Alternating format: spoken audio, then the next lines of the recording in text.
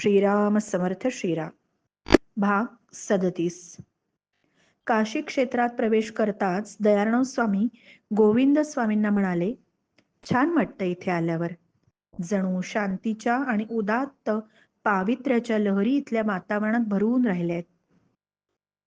गोविंद स्वामी प्रसन्नपणे हसले, म्हणाले, भगवान विश्वनाथ आणि माता अन्नपूर्णा यांचं हे वास्तव्य स्थान आहे.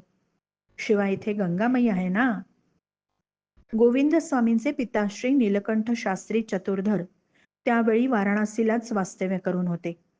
साहजिकच वाराणसीला पोहोचताच गोविंद स्वामी आणि दयार्णव स्वामी थेट त्यांच्या घरी गेले.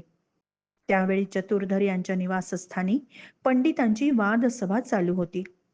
शंकराचार्यांच्या तत्वज्ञानावर वाद चालला होता. काही शास्त्री पंडित आग्रहानं प्रतिपादन करीत होते की शंकराचार्य फक्त निवृत्ती मार्गच मानतात, त्यांना कर्ममार्ग मान्यच नाही. शंकराचार्य मायावादी आहेत म्हणून त्यांचं तत्वज्ञान पलायनवादी आहे. इतर पंडित म्हणत होते, हे आक्षेप योग्य नाहीत. आचार्य मीमांसकांच्या कर्ममार्गाचं खंडन करतात. याचं कारण म्हणजे मीमांसक स्वर्गप्राप्ती हाच पुरुषार्थ मानून त्यासाठी कर्म करायला सांगतात. वाद कडाक्याचा चालला होता. दोन्ही बाजूंचे पंडित आपलं म्हणणं पटवून देण्यासाठी शंकराचार्यांची वचनं भराभर सांगत होते. चतुर्धर शास्त्रींनी गोविंद स्वामींना सभेत बोलवून घेतलं आणि बोलण्याची विनंती केली. गोविंद स्वामींचं सौम्य मुखमंडल पाहून सारे पंडित प्रभावित झाले आणि सभेत एकदम शांतता पसरली. गोविंद स्वामी शांतपणे रुजू स्वरामध्ये बोलू लागले. म्हणाले, शांकर वेदांताचं मुख्य प्रयोजन काय आहे हे पाहिलं पाहिजे. शंकराचार्यांनी मीमांसकांच्या कर्ममार्गातील दोष दाखवले आहेत. मीमांसकांच्या कर्ममार्गाप्रमाणे कर्म करीत राहिलो तर कदाचित ऐहिक सुख मिळेल, पण मोक्ष निश्चितपणे मिळणार नाही, असं शंकराचार्यांचं मत आहे. म्हणून त्यांनी मीमांसकांच्या कर्ममार्गाचं खंडन केलं आहे. याचा अर्थ शंकराचार्यांना कर्ममार्ग मान्य नाही असं नाही. त्यांना प्रवृत्ती मार्ग मान्य आहेच, पण प्रवृत्ती मार्गातच न थांबता पुढे जाऊन प्रवृत्तीतून निवृत्ती कशी गाठायची हे शंकराचार्य सांगतात. आपापल्या अधिकाराप्रमाणे साधना करून मोक्ष प्राप्ती करून घ्यावी, हा त्यांचा उपदेश आहे. गोविंद स्वामींचे हे बोलणं ऐकून सभेमध्ये एकदम स्तब्धता पसरली. एक पंडित उठले, तावातावाने म्हणाले, हे तुमचं म्हणणं घटकाभर मान्य केलं तरी शंकराचार्य गीतेचा अर्थ संन्यासपरच लावतात आणि संन्यास घेतल्या वाचून मोक्ष मिळणार नाही असं म्हणतात. त्याचं काय? म्हणून तर आम्ही शंकराचार्य पलायनवादी आहेत असं म्हणत असतो. गोविंद स्वामी शांतपणे म्हणाले, शंकराचार्य गीतेचा अर्थ संन्यासपर लावतात आणि संन्यासाचा ठामपणे पुरस्कार करतात हे खरंच आहे, पण त्यांना मानसिक पातळीवरचा संन्यास अभिप्रेत आहे. संन्यास म्हणजे त्याग असा अर्थ शंकराचार्य भाष्यातून सांगतात. कामना त्याग, फलत्याग, ईश्वर बुद्धीने कर्म करणं या सर्वात त्याग आहेच, म्हणून तो गौण संन्यासच आहे. अर्जुनाला राजस आणि तामस गोष्टींचा त्याग करायला सांगितला, हाही संन्यासच आहे. मोक्ष प्राप्तीसाठी क्रमाक्रमाने अशा त्यागाला सुरुवात करून शेवटी अकर्तृत्व आत्मबोध म्हणजे विद्वत संन्यास या भूमिकेवर यायचं आहे.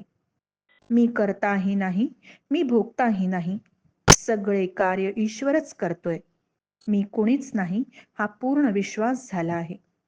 मनातील सर्व इच्छा गेल्या आहेत, ईश्वरार्पण बुद्धीने कार्य करतोय, या अवस्थेला शंकराचार्य मानस संन्यास किंवा विद्वत संन्यास म्हणतात. तो झाल्या वाचून कोणालाही मोक्ष मिळणार नाही. अध्यास निरास म्हणजेच विद्वत संन्यास. अकर्तृत्व आत्मबोधाने म्हणजे विद्वत संन्यासानच मोक्ष मिळतो असं शंकराचार्यांचं सांगणं आहे.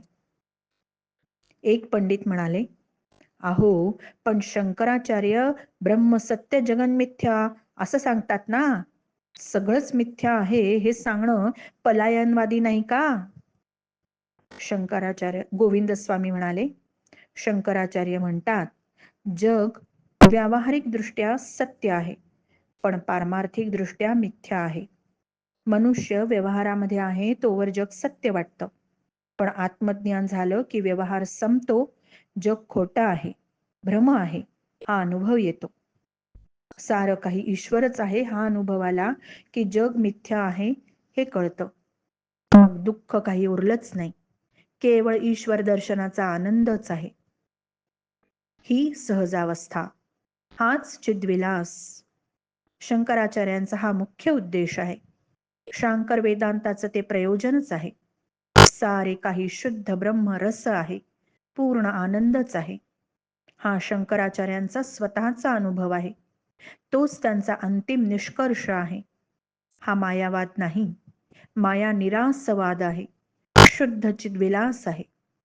शंकराचार्य सांगतायत, मायेचा निराश झाल्याशिवाय कुणालाच मोक्ष मिळत नाही. म्हणून शंकराचार्यांना मायावादी न म्हणता माया निरासवादी म्हणणं उचित होईल. गोविंद स्वामी अत्यंत शांतपणे, अनाग्रहीपणाने बोलत होते. स्वर अत्यंत मृदू, संयत, अत्यंत रुजुतेने पण ठामपणे ते आपले मुद्दे मांडत होते. सर्वांच्या ध्यानामध्ये आलं की ते स्वतः अनुभव घेऊन बोलतायत. हे प्रचितीचं बोलणं आहे. गोविंद स्वामींच्या प्रतिपादनानंतर कोणालाच आणखी मुद्दे मांडावेसे वाटले नाही आणि वादसभेचा आपोआप समारोप झाला. आपल्या सुपुत्राची उच्च अवस्था आणि वाक्पटुता पाहून चतुर्धर शास्त्रींच्या डोळ्याला अश्रू आले. त्यांचं हृदय भरून आलं. पुत्रादिच्छेत पराभवम असं म्हणतात, तसंच इथे घडलंय. हा विचार मनात येऊन चतुर्धर शास्त्रींना अभिमान वाटला, धन्यताही वाटली. सर्व वृत्तांत घरात कळताच गोविंद स्वामींच्या मातोश्रींनाही भरून आलं. आपल्या सुपुत्राची मीठ मोहऱ्या ओवाळून त्यांनी दृष्ट काढली. आपल्या कुळाचं नाव सार्थ झालं, आपण धन्य झालोय, असंच गोविंद स्वामींच्या मातापित्यांना वाटलं. आपल्या सद्गुरूंना वादसभेत भाग घेताना दयार्णव स्वामी प्रथमच पाहत होते. तरुणपणी काशीला गोविंद स्वामींनी अनेक वादसभेत भाग घेऊन महापंडित म्हणून लौकिक प्राप्त केला होता. म्हणून तर शिवाजी महाराजांनी त्यांना रायगडावर बोलावलं, घर दिलं, मोठी धन दौलत दिली आणि पालखीचा मानही दिला होता. पण रायगडावर सद्गुरू स्वानंद स्वामी भेटले आणि गोविंद स्वामींना अनुभूतीची ओढ लागली. ज्ञानचर्चा, वादसभा यांची आवड हळूहळू नाहीशी होत गेली. अल्पकाळातच त्यांना साक्षात्कार होऊन अद्वैत अनुभूती प्राप्त झाली. पूर्ण विरक्ती आल्यानं त्यांनी वादसभेत भाग घेणं बंद केलं. आज त्यांनी वादसभेत भाषण केलं ते केवळ आपल्या पिताश्रींची आज्ञा म्हणूनच. गोविंद स्वामी आणि दयार्णव स्वामी काशी विश्वेश्वराच्या दर्शनाला मंदिरात गेले. मूळ मंदिर खूपच भव्य होतं, परंतु औरंगजेबाने त्या मंदिराचं मशिदीत रूपांतर केलं असल्यामुळे भगवान विश्वनाथ आता त्या मंदिरात नाहीत. जवळच्या एका छोट्या मंदिरात भगवान विश्वनाथ स्थानापन्न झालेले आहेत. हे नवीन मंदिर तसं लहानच आहे. दर्शनाला देशभरातून शेकडो भक्त येतात. आजही असेच खूप भक्त आलेले असल्यामुळे मंदिरामध्ये खूप दाटी झाली होती. गाभाऱ्यात तर भक्तांची एकच गर्दी झाली होती. बेल आणि फुलं वाहण्यासाठी प्रत्येक जण पुढे घुसण्याचा प्रयत्न करीत होता. स्त्रिया, लहान मुले यांचे गर्दीमध्ये हाल होत होते. गोविंद स्वामी आणि दयार्णव स्वामी यांनी भगवान विश्वनाथाचं दर्शन घेतलं आणि मोठ्या भक्तिभावाने 11 प्रदक्षिणा घातल्या. दोघही मंदिराच्या ओवरीत जाऊन बसले. ओवरीत तशी काही गर्दी नव्हती. दयार्णव स्वामींना स्पष्टपणे दिसलं, भगवान विश्वनाथांच्या पिंडीतून एक तेजस्वी ज्योत निघाली. हवेत तरंगत तरंगत ती ज्योत संथपणे दयार्णव स्वामींच्या दिशेने आली आणि त्यांच्या हृदयात प्रवेश करून विलीन झाली. त्याबरोबर दयार्णव स्वामींच्या हृदयामध्ये अतीव आनंद आणि शांतीच्या लाटा उसळायला लागल्या. काही क्षणातच दयार्णव स्वामी प्रगाढ ध्यानावस्थेत गेले. एवढ्यात तिथे एक संन्यासी आले. अंगाला भस्म फासलेले, गळ्यात रुद्राक्षांच्या माळा, हातात त्रिशूळ, मस्तकावर जटाभार, कानात कुंडल असे ते शिवभक्त संन्यासी होते. ध्यानस्थ बसलेल्या दयार्णव स्वामींच्या चेहऱ्यावरील तेज, प्रसन्नता, दिव्य भाव पाहून सारे संन्यासी मोहित झाले. त्यांनी दयार्णव स्वामींना गराडा घातला. त्यांच्या अंगावर, कपाळावर भस्माचे पट्टे ओढले. कानात अस्थि कुंडल अडकवली.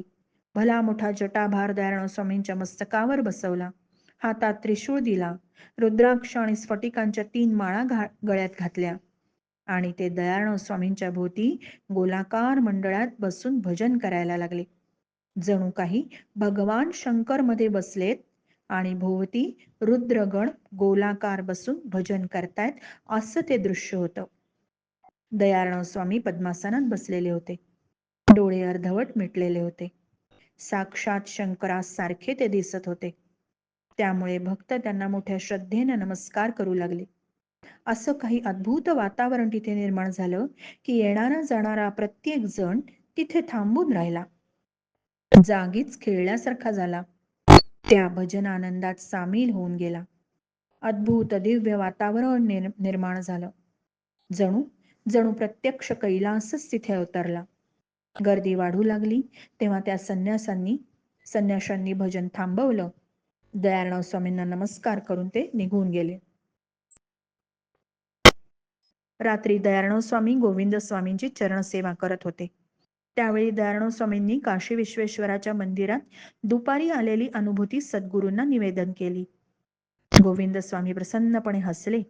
म्हणाले, जागृती, स्वप्न आणि सुषुप्ती यांच्या पलीकडे तुरीय ही चौथी अवस्था आहे. तुरीय म्हणजे शुद्ध ब्रह्म. ते शुद्ध ब्रह्म केवळ साक्षी असतं. सर्व उपाधी, विकार आणि अवस्था यांच्या पलीकडे असतं. ज्ञाता, ज्ञान आणि ज्ञेय यांचा लय म्हणजे तुर्यावस्था. या अवस्थेचं उपनिषदामध्ये पुष्कळ वर्णन केलंय. भगवान विश्वनाथांनी त्या तुर्या अवस्थेच्या अनुभूतीची एक झलक तुम्हाला दाखवली प्रसाद म्हणून. श्रीराम समर्थ. श्रीराम.